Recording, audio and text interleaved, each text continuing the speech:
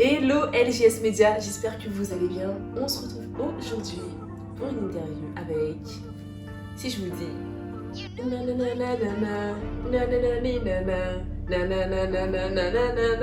bref, moi je parle pas de la langue, mais je vais vous laisser écouter. La beauté de ta grâce et ta gloire m'éblouit. Ou pas jamais là de moi, ou toujours été pas moi. Même si Adon ouais c'est ou qu'a veillé assis moi. Bref. Pour ceux et celles qui l'auront compris, il s'agit bien de Preaching NTSA, un jeune talent prometteur qui nous propose différents styles de musique, du reggae à la drill. Franchement, je pense que je parle un peu trop de lui, je vais vous laisser le découvrir. Alors sans plus attendre, venez avec moi. Hello Preaching NTSA, j'espère que tu vas bien. Oui, ça va et toi? Ça va très bien. Bah, écoute, je te laisse te présenter. Okay. Je m'appelle Loïc Pamphile, j'ai 27 ans, je suis originaire de la Martinique. D'accord. Et puis c'est un peu sur les douanes déjà. Ok, quel genre musicaux est-ce que tu produis? Parce que là, on va vraiment se pencher juste sur toi, l'artiste que tu es. Ok, L'artiste. I'm ready. Okay. Alors, je produis tous ces deux musiques. Je chante de la drill, R&B, un peu de reggae, un peu de hip-hop, un peu de l'afrobeat. C'est un peu mélangé. Il n'y a pas de style de musique bien défini parce que l'inspiration vient selon ce que je traverse et différentes situations. Comment est-ce que tu fais de la musique?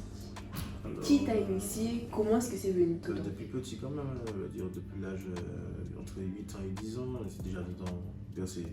J'étais vraiment bercé déjà dans la musique depuis petit, que par la tendance afro-caribéenne déjà, que ce soit par le zouk, le compas, la R&B. Qui m'a initié, j'ai grandi dans la musique depuis tout petit par mes parents. Mon père est musicien et auteur-compositeur, ainsi que ma mère elle est chanteuse. Je chantais avec mon père d'ailleurs. Mon grand frère est pianiste, il est auteur-compositeur, et moi j'ai commencé à jouer de la guitare quand j'étais tout petit, guitare basse. Et je chantais aussi déjà. Et après, à l'âge de entre 8 et 13 ans, je faisais de la musique dans l'underground avec mon cousin. Underground, c'est... Ouais, c'est vraiment du lyrisme conscient, de reggae dancehall.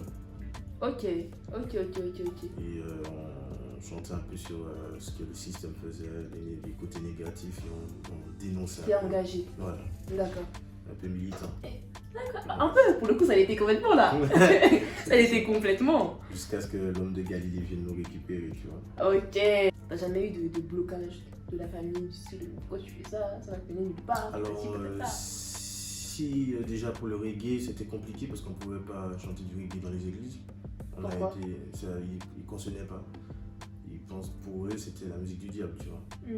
Alors on est arrivé, on arrivait avec des messages de paix, d'amour, c'était notre foi qu'on chantait. Donc c'était très très compliqué de pouvoir chanter du reggae dans une église. Et c'est arrivé après. Aujourd'hui, il y a beaucoup plus de facilité, mais avant c'était pas accepté ni concevable. Ah ouais, c'était trop dur. Il y en a beaucoup qui ont quitté qui ont abandonné un peu la foi par rapport à tout ça. Bah, développe, ça nous intéresse. C'est des artistes par exemple qui ont ce désir de chanter à travers un autre style musical que. Parce qu'en fait, surtout qu'ils aiment donner comme dénomination, par exemple la louange ça bouge et l'adoration c'est lent, alors que ça n'a rien à voir. Voilà, c'est tout ça qui revenait à chaque fois. Donc en fait, les jeunes qui avaient un style musical qui leur correspondait, vous avez à cœur de partager, que ce soit par le reggae, dancehall, etc., c'était pas accepté.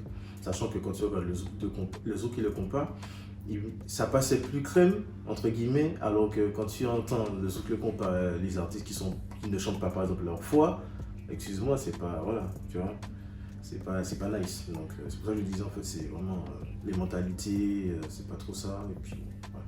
Donc les blocages étaient plus extérieurs qu'intérieurs. Bon, la famille c'était... Non, la famille, pour moi ça a été accepté, et puis bon, au départ c'était un peu dur, ma mère disait ouais, il n'y a pas de rasta chez moi, tout ça.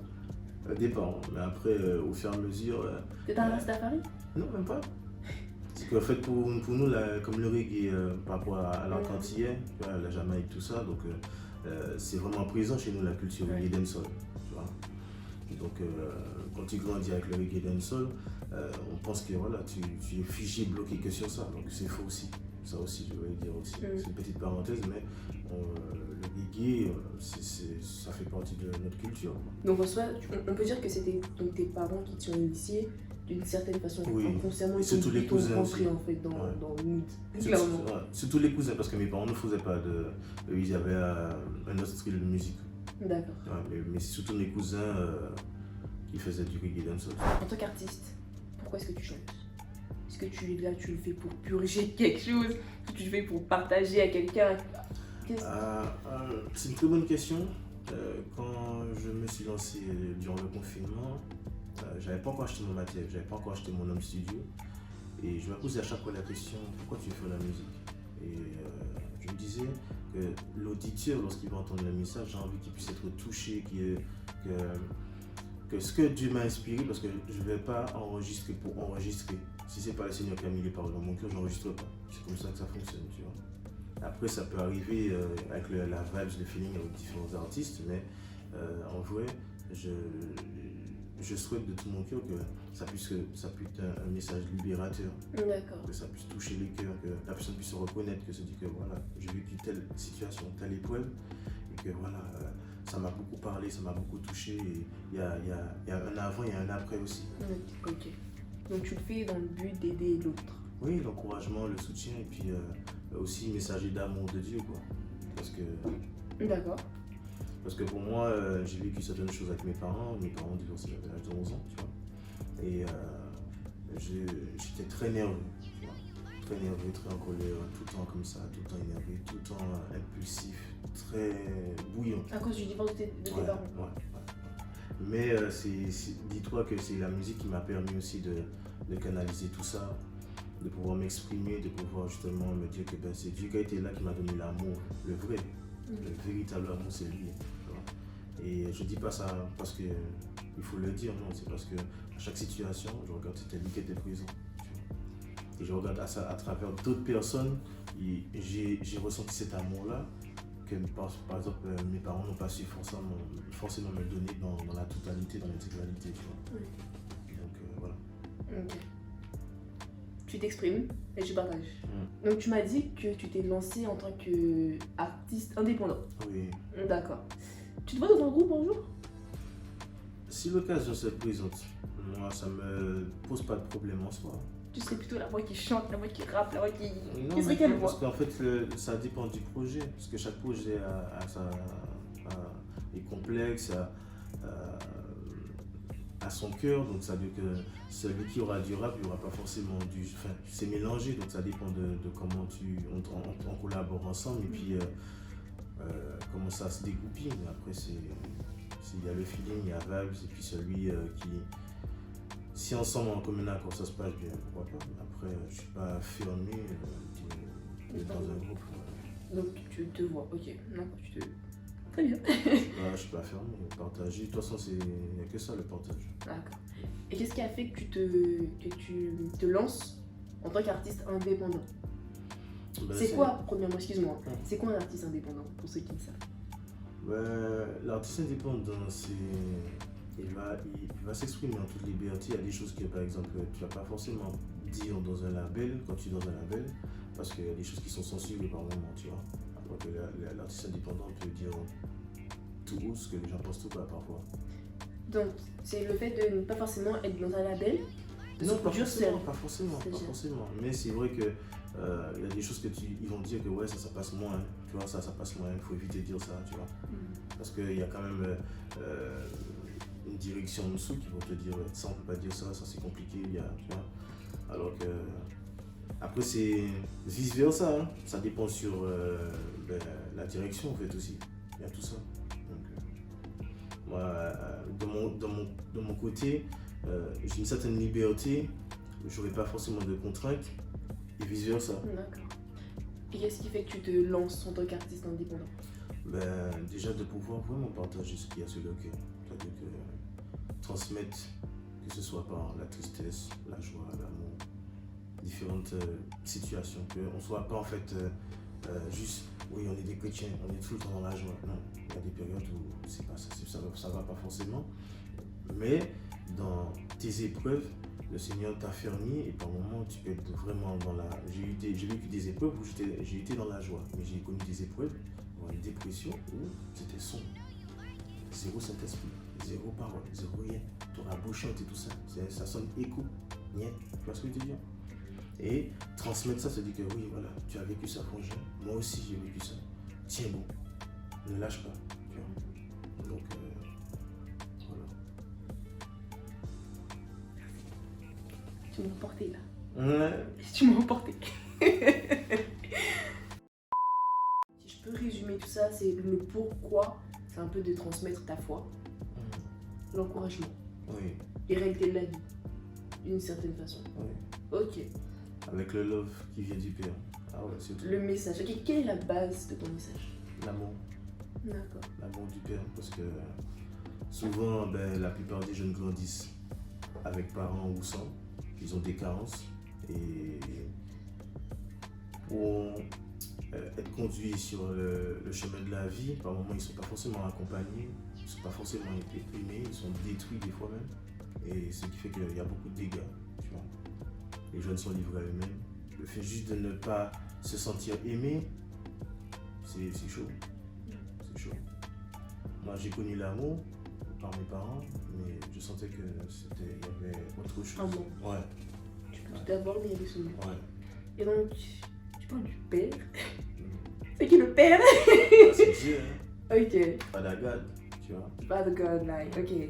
Donc oui, moi je me dis que c'est vital. Au fond, celui qui par exemple qui est en prison, il sait que la rue ne lui a pas donné ça. Mais comme il a connu que ça, il a connu que la rue, fusil, drogue, alcool, sexe, etc. Pour lui c'est normal, tu vois. Alors pourtant que tu vois que sa vie se détruit, tu vois. Ouais.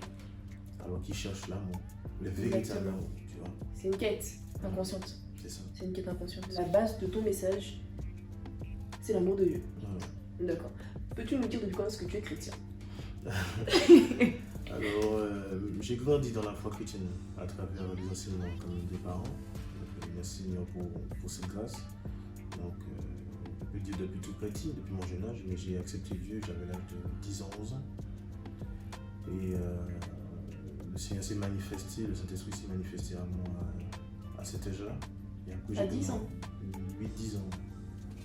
8-10 ans et j'ai pris mon baptême à 11 ans. 8-10 ans, le Saint-Esprit s'est manifesté déjà. Et au fur et à mesure, ben voilà, là, je pense que là maintenant ça fait plus de 15 ans. Je compte plus parce que pour moi, c'est pas. Ça veut dire qu'il n'a pas fini de faire ce qu'il a à faire. C'est-à-dire? Le travail de vrai secteur, de semer. C'est pourquoi il m'a envoyé. Donc, voilà. D'accord. Tu dis que le Saint-Esprit s'est manifesté à toi. Ben, ça veut dire que je me rappelle mon père jeûnait cette période-là. Et nous aussi, on entamait le jeûne aussi. J'avais 8 ans. Et je me posais la question déjà, c'est quoi jeûner, tout ça. Et dans toute cette situation-là, je me disais, mais Seigneur, si tu fais quelque chose, montre-toi vraiment, tu vois.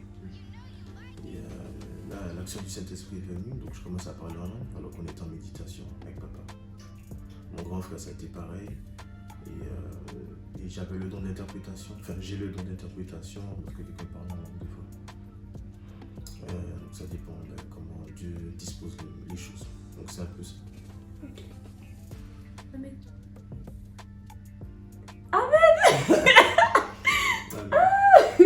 Et donc c'est, on va dire, depuis tes 8 ans, on va dire ça comme ça, tu as rencontré le Seigneur Jésus. 8 ans. 8 ans. Ça fait 19 ans que tu es en Christ. Ouais.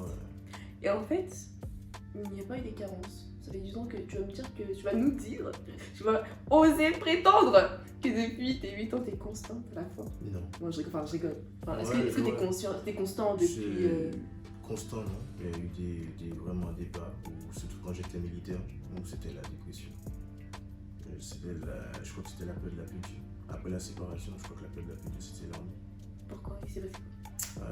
Beaucoup d'injustice, tu vois. Beaucoup d'injustice. C'est-à-dire? Moquerie, raillerie, oppression, persécution qui mène au souci, tu vois. De la part des supérieurs ou de. Ouais, c'est ça. De la part des. Ouais, c'est ça, des supérieurs.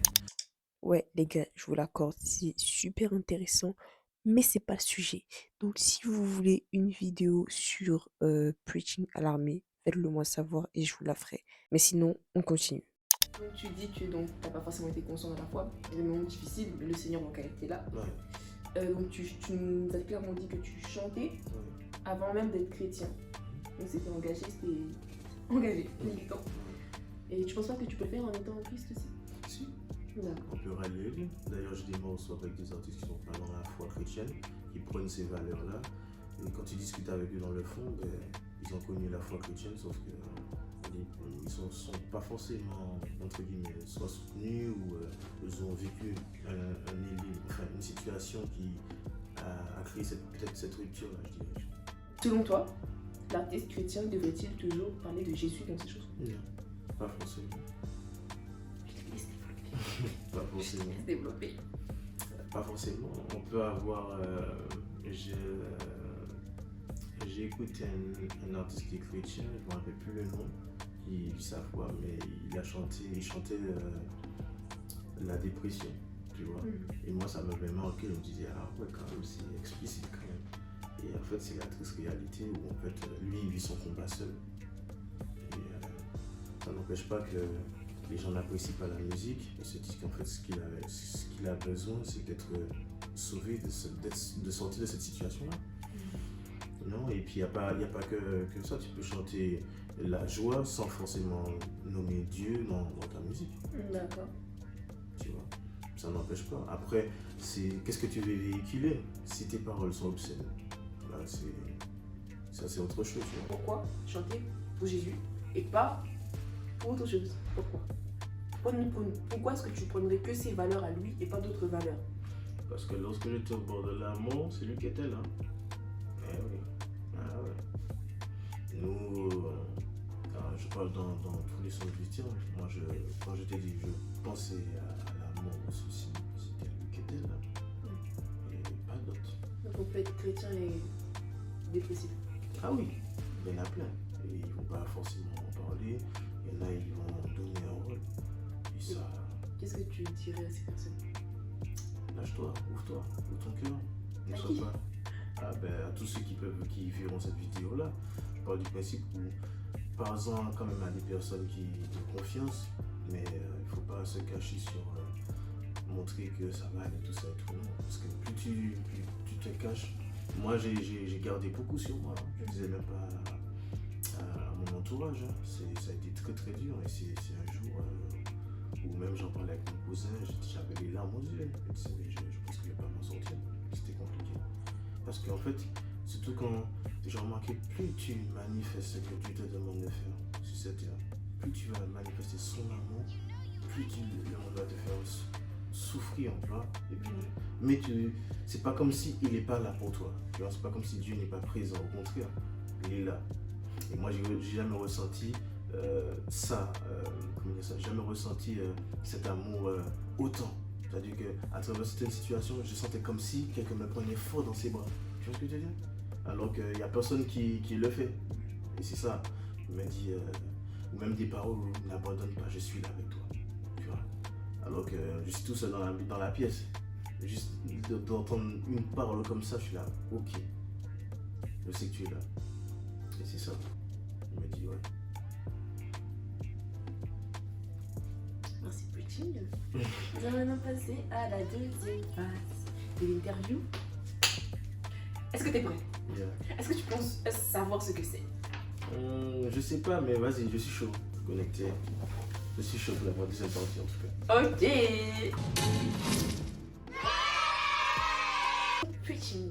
Yeah. Tu vas piocher une feuille. Ok, ça marche. Mais Tu pièges. dans ce que je vais. Et en fait, Dans ce que je vais piocher. Ah, mais pas que je pioche. si. En fait, je t'explique. Dans cette boîte, il y a ce qu'on appelle des styles musicaux. Ok. Tu vas passer un petit quiz sur le style sur lequel tu tomberas. Ok. Bon. On va voir. C'est On quoi, va je suis tombé? tester. Attends, on va tester la culture musicale. Ok. Mais non. Moi je tombe sur ça. Je suis sûr qu'il y avait que des feuilles comme ça.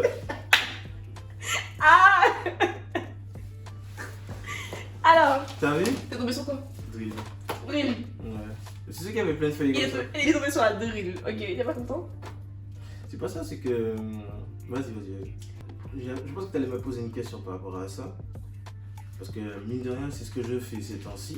La drill? Ouais. J'ai vu ça, mais moi j'aime beaucoup ta drill. Petit placement de. On va pas se le mentir, oui. Oui. Mais Allez voir sa chaîne. la drill que j'ai choisi de faire, Elle est mélodieuse. voilà, c'est la drill mélodique C'est ça- qui est ça que mélangée j'aime. avec différents styles de musique. Donc tu peux avoir de l'afrobeat, tu peux avoir de la drill Yes. R&B et mélanger avec la culture caribéenne. Pourquoi j'ai choisi ça? Parce que de base, les gens qui font de la drill prônent la criminalité, la drogue et surtout la criminalité. Et quand je suis revenu en région parisienne, parce que j'habitais à Belfort, je me suis dit, mais Seigneur, pourquoi ça vient sur mon cœur comme ça? Quand je voyais tous les jeunes, criminalité, drogue. En triste ou bien. Non, en fait. Non, en Tu fait. parles de la drill pure. Oui, voilà. Bien sûr, oui. Et C'est ça la drill. Voilà. Et je me disais, mais pourquoi il prennent ça? Je disais, moi je prenais ton amour sur la drill. Ok. C'est pour ça. Et bon, on va passer à la partie drill. Enfin, je vais à la partie drill et je vais te poser des questions sur la drill. Ouais, Ok. Donc, guys, vous pouvez mettre pause pour répondre aussi si vous voulez. On y va. Ça va, on doit aller. on doit aller. On doit aller. Ok. Ok. On va me juger, mais c'est pas grave. En quelle année est apparue dans la drill? Pause. 2011, 2012, 2009, 2010, 2013, 2014. Pourquoi il y a tout ça de En fait, c'est notre collègue, tu vois. Ok. C'est en fait, on mesure approximativement entre 2011 et 2012, entre 2009 et 2010 ou entre 2013 et 2014. Je dis, ouais, 2013-2014. Comme le tambour. Grrrr. Je vais faire avec moi. Vas-y. Grrrr. Oh. C'était 2009-2010. Et maintenant, 2011-2012. Mais non. Qui est son inventeur? Pop Smoke, Chief Keef ou Migos? Je pense pour vous dire. Ouais. Moi, c'est vrai que la première personne que j'ai écoutée, c'était Pop Smoke, mais j'ai dit Chief Keef. Bonne réponse. Et là, on va mettre un yeah. La drill est un sous-genre du reggae, du hip-hop ou du swing? Normalement, c'est du reggae parce que.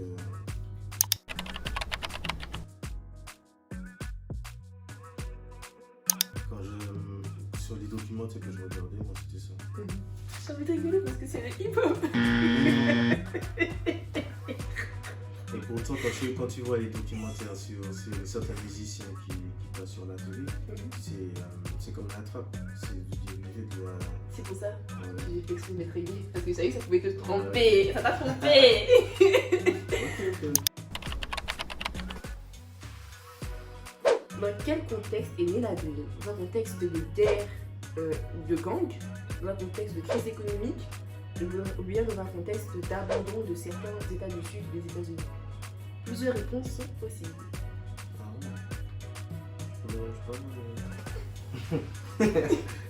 La réponse? Je dirais la première et la dernière. Tu vois, toutes les trois. Eh ben si. Alors, par quoi est caractérisée cette musique? Dans le sens d'un point de vue musical, vraiment, de la technique. Est-ce que c'est basse 808 avec un tempo de 50 à 40 BPM? Le BPM il est en général à 120, Pourquoi je dis 150. BPM? C'est BPM. Le BPM il est en général entre 110, 140 environ, à peu près. La drill pure. La drill pure? Ouais. Primitive, la drill. 140 je pense. 60 à 70. Le BPM? Ouais. Ouais. Vous me direz si mes recherches sont fausses, moi c'est ce que j'ai trouvé personnellement. Ouais. Ah, peut-être tu dis ouais. Il veut dire des bails de malade, des bails de rue ou des bails chelous. Moi je dis le bail de rue. Yes. Quelle influence culturelle a marqué la drill?